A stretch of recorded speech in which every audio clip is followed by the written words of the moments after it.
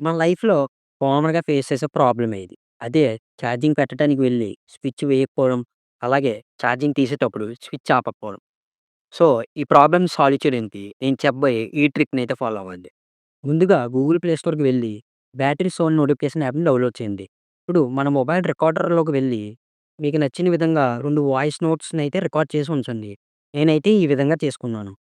Charging పెట్టినందుకు ధన్యవాదములు.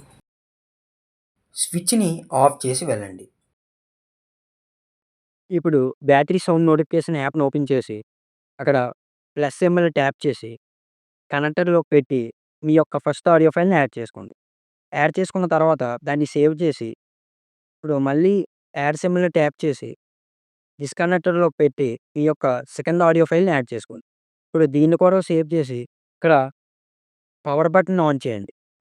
మనం ఈ ప్రాసెస్ మొత్తం కంప్లీట్ చేసిన తర్వాత రిజల్ట్ ఈ విధంగా ఉంటుంది.